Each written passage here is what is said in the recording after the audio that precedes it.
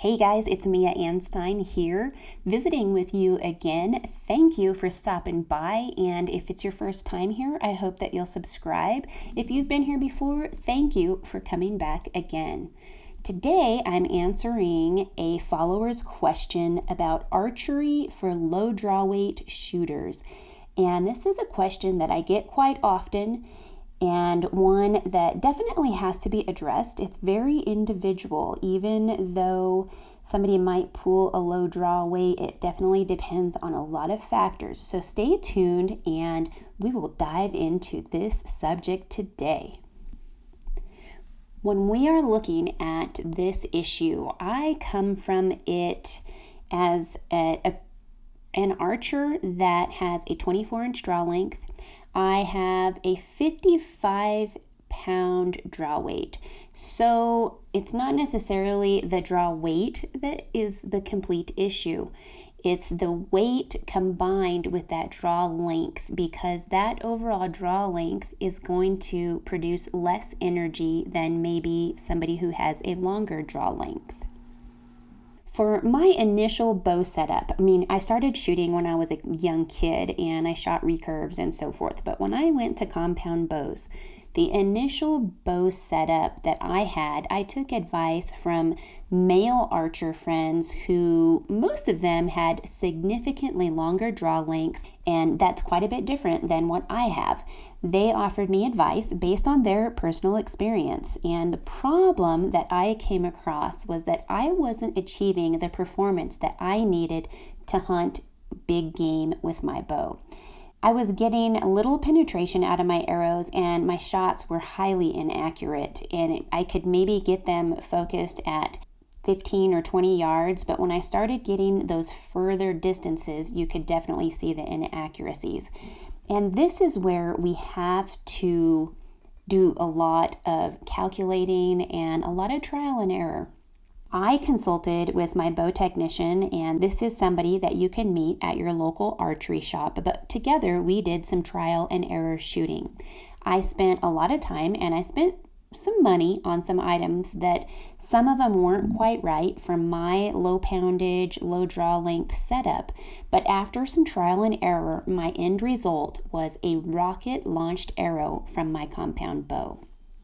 Before I get into the bow, I want to take a minute to share with you a word from one of my affiliates, and I do appreciate you sticking around while they say a word, and any support you give comes to support the channel, and I greatly appreciate that. I'll be right back. This winter, stay warm from head to toe with WSI Sports' heater gear layers. Use Leah's affiliate code LLCO10 at WSISports.com and get 10% off your order. All products are proudly made in the USA. WSI Sports is bringing back pride in American-made clothing. That code once again, LLCO10 for 10% off at WSISports.com. I wanted to tell you, before I get going about the bow, I wanted to tell you a little about WSI Sports. This is somebody that I have supported for a long time, which is why I have them on the podcast as an affiliate. Anything you get there, as I said, use that affiliate code, and I do get a little back from it, but also it's no extra cost to you, and I appreciate your support. Now, back to archery. The bow. The bow that I have, I shopped around. Initially, I've progressed through the years and changed bows as technology has advanced and so forth. But I shopped around for bows that suited shorter draw lengths. And many companies offer these as youth bows, which don't really have the performance, the smoothness, and the dampening capabilities of a hunting bow that's designed for maybe a larger stature archer. Over the years, that technology has come a long way, because now archery companies are understanding that there are smaller shooters that need performance. So this is going to be based on that progression, and my experience along the way. So I did a lot of side-by-side comparisons. I focused primarily on kinetic energy, draw weights, and overall performance of the bows. I narrowed down my options to 3 bows, and then I visited several archery shops, and I went to archery trade shows for opportunities to shoot the different bows. At the archery range, I looked at basically choosing the bow that felt right in my hand. So when you're choosing a bow, it's something that's a matter of personal preference. If you're a new shooter, you may want to look for some key qualities, and this is what I looked at. Maybe look for something that's adjustable so that you can grow with it as you build your muscle strength if you're a new shooter. Since I was already shooting, I chose the best performance bow that felt good in my hand and that had a smooth pull and was quiet when I shot it. It had very little vibration, and it was light enough that I would be capable to carry it all day for multiple days while I was hunting in the field. To give you an idea, when I was trying some of these bows, when you're drawing the bow back, how smoothly does it pull back? Does it feel clunky when you're drawing back? Is it just a nice smooth pull and then you hit the back, or do you kind of hit the back and have to go forward? These are things that you'll learn and experience as you go. Also, the grip. There are different sizes and shapes of grips. Get one that feels best in your hand. I like a large grip. My daughter likes a narrow grip. Those are things that are going to be personal to you. Once you are releasing your arrow, feel how that feels in your hand.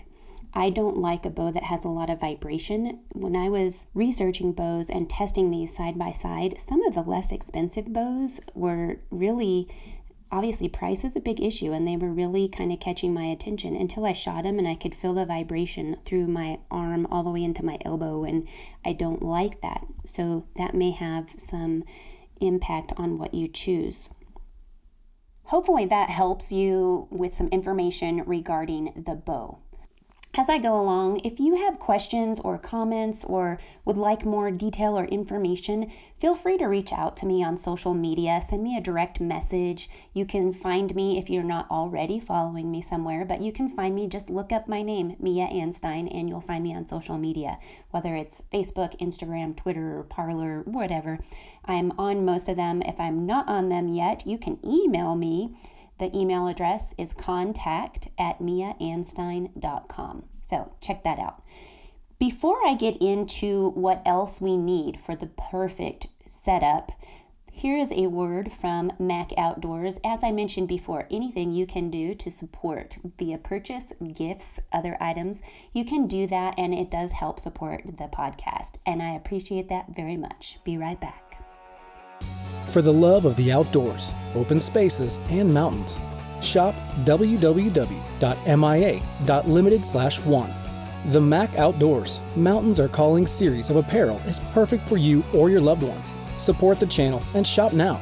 www.mia.limited/1.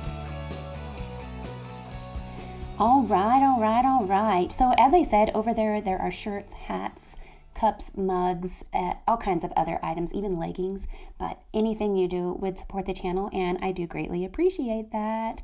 But back to the perfect bow setup for a low draw weight compound bow shooter, and the details in that don't just stop at the bow. We have to go beyond the bow, and we have to look at the rest of the setup. And I'll start with the arrow rest, because we need an arrow rest on our bow. I have chosen one that I feel like is ideal for somebody with a short draw length, such as myself, and who doesn't pull a ton of weight, such as myself. But the arrow rest that I chose is a drop away. And I chose that because it provides minimal contact with my arrow. The rest does not detract from the arrow's velocity, and it never touches the vanes, so it won't interfere with the arrow flight or speed. So that is something you can get yourself a whisker biscuit, you can get yourself different rests, but I chose a drop away rest, and those are the reasons why. Minimal contact, and it doesn't impede the arrow's speed.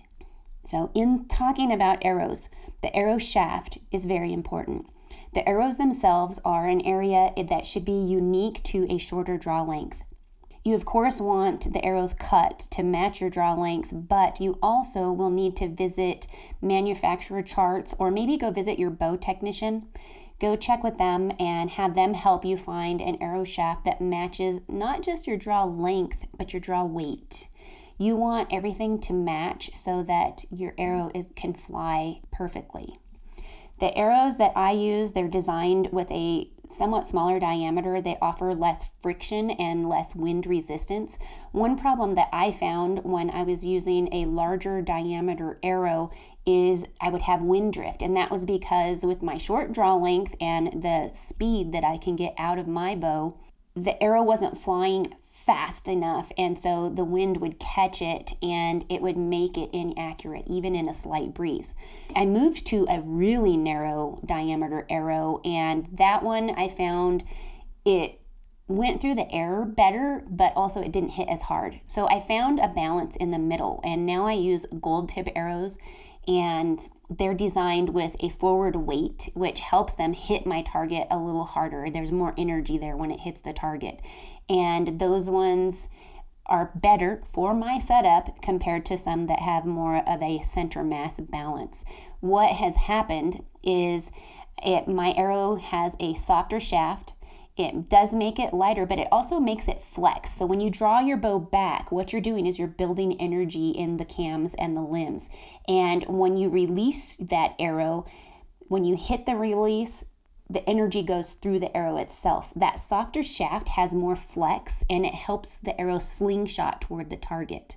And if you have never heard of the archer's paradox, that's exactly what I'm talking about. If you would like to learn more about the archer's paradox, as I said, give me a message, give me a shout out. I will be happy to cover that in greater length. But you want that paradox to be perfect for your arrow to hit the same spot every time. At the back end of the arrow, the vanes, the fletchings, they're very important for proper arrow flight. For a low poundage compound bow setup, look for something that offers a good helical spin and the least amount of wind resistance. So what I'm referring to for big game hunting, it's not for bird hunting. For bird hunting, we want bigger fletchings so that our arrows won't fly to the moon, which isn't going to happen. But anyway, I digress. We want fletchings to make the arrow flight as straight and quick as possible. What I have found is that the shorter length vanes and shorter width, so they don't stand up as high off of the arrow. So shorter length, shorter height, those applied in a helical or kind of slanted pattern, they offer little wind resistance and they help the arrow spin. They help it spin quickly and in a more straight line. Think of when you're throwing a football, you don't want one that's lobbing and flopping, you want it to spin. And that's what that helps with. So that's what I have found for my personal setup, is that shorter and more aerodynamic vanes are the best. When we look at that arrow flight, we also have to look at broadheads, and there is great debate on what the best broadheads are, and I'm not going to tell you which one is best for you. You're going to have to decide that for yourself. Some people like mechanical broadheads because they're closed during the arrow flight and not impeding, it's not creating wind resistance. One thing is, if you don't have enough velocity in your arrow and it's not hitting hard enough, you're going to have issue with those mechanical broadheads opening. And also, it takes energy out of the arrow when it hits, when it impacts. It takes energy to open those blades. So you're taking a little bit of energy away, and that's something that caused me to want to go with a fixed blade broadhead. I've also seen some malfunctions, and I wanted no malfunction. The less I have to worry about in the field, the better. Increased speed means increased penetration, but you want your arrow to hit hard and you want it to do a lot of cutting. Okay, so that's where we're looking at. And with the fixed broadheads, those come in a lot of varieties of sizes and a variety of cutting surfaces and a variety number of blades. So look for one with a proper weight to balance your arrows. And archers pulling high draw weights, they may use 175 grain broadhead. If you have a low compound bow setup, a low draw weight, you're probably going to need something a little more light, because what will happen with it too heavy of a broadhead is your arrow is going to go on maybe a tumbling type of flight path. If you can get your bow tuned just right to eliminate the tumbling pattern, you're still going to have a big rainbow, which is going to decrease your accuracy. So you're going to be kind of lobbing your arrows in. So you want to lighten up that broadhead just a little bit and opt for a lighter grain broadhead.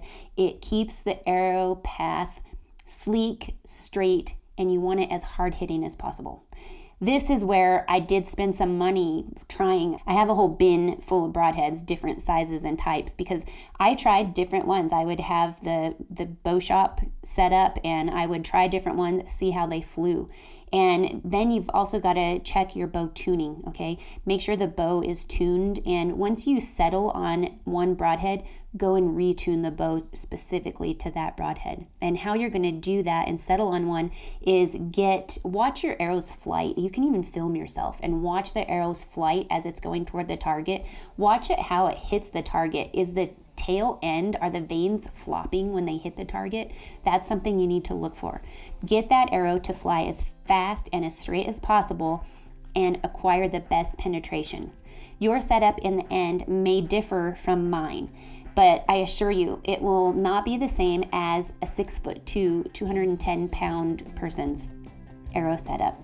With a properly fit, low-poundage compound bow setup, you're going to have the capability to shoot a 300-pound to 500-pound bear or maybe a 900-pound bull elk. And you will still be able to have pass-throughs with your arrow, provided that you don't strike a bone along the way. I've had pass-throughs on bears, I've had pass-throughs on deer and antelope, but it does vary depending on what you're hitting and how far away you're shooting. That's something that you're going to have to determine for yourself. Where are you going to shoot from to have the best one-shot clean kill? I hope that you will share with me any information or insight that you have. As I said, you can message me on social media, look for me at Anstine, or you can email me, contact@me@anstine.com. I hope that this has helped a little bit, or at least got you to thinking about some other aspects of your bow setup, and I look forward to chatting with you again. Talk to you next time. Bye, guys. Hey, this is Lloyd Bailey, the Armed Lutheran, host of the Armed Lutheran Radio podcast, reminding you that the podcast you're listening to is a proud member of the Self-Defense Radio Network. Check out all the great content at selfdefenseradio.net.